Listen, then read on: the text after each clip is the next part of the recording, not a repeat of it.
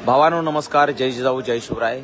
गरजवंत मराठ्यांचा लढा आमरण उपोषण आझाद मैदान 29 ऑगस्ट 2025 रोजी सुरू झाले आणि आझाद मैदानावरच्या या आमरण उपोषणाच्या मुंबईच्या या स्टेजवरती या ठिकाणची ही आत्ताची या घडीची 11:20 नंतरची लाईव्ह दृश्य आपल्याला दाखवतोय।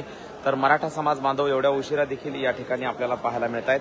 आझाद मैदानाच्या सगळ्या परिसरात जर आपण आजूबाजूला बघितलं तर जागता पहारा जणू मराठ्यांनी या ठिकाणी ठेवला आहे आणि अशा प्रकारे आपल्याला या ठिकाणी या परिसरामध्ये मराठा बांधव या ठिकाणी दिसत आहेत।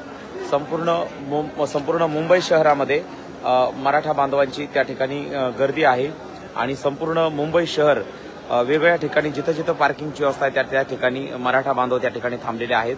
मात्र 11:20 नंतर आझाद मैदानावर रात्रीच्याला एवढे मराठी या ठिकाणी जागे आहेत आणि हा जागता पहारा या ठिकाणी यांनी ठेवलेला आहे। रात्रभर अशा प्रकारे हे बांधव या ठिकाणी आजूबाजूला दादांच्या सुरक्षेच्या दृष्टीने आणि या ठिकाणी अशा प्रकारे या ठिकाणी थांबत असतात। तर आपण बघतोय की या ठिकाणी हे सगळे बांधव तर आलेलेच आहेत, परंतु आता मात्र दादा या ठिकाणी विश्रांती घेत आहेत आणि आपली हिंगोलीची टीम जी आहे, हिंगोलीचे बांधव जे आहेत ते या ठिकाणी एक सुरक्षा रक्षक म्हणून या ठिकाणी काम करतात। तर आमचे संतोष दादा असतील किंवा त्यांचे सर्व सहकारी असतील ते देखील या ठिकाणी त्यांचा सुद्धा एक जागता पहारा या ठिकाणी आहे।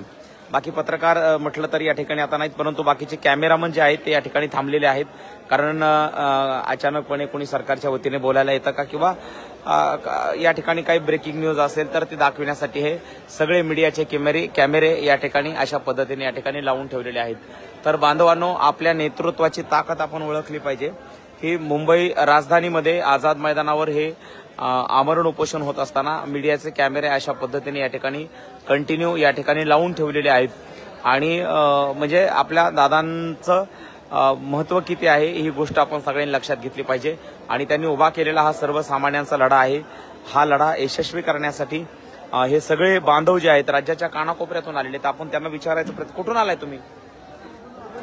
परभणीहून आलेले हे बांधव आहेत। परभणी, तुम्ही? छत्रपती संभाजीनगर, तुम्ही?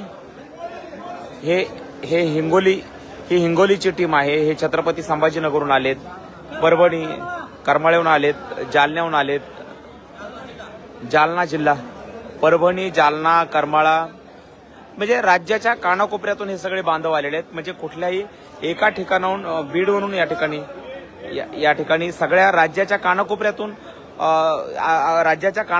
हे सगळे बांधव या ठिकाणी आलेले आहेत। बार्शी, सोलापूरहून आलेत, नांदेड, परभणी, हिंगोली, सोलापूर, पुणे, नगर,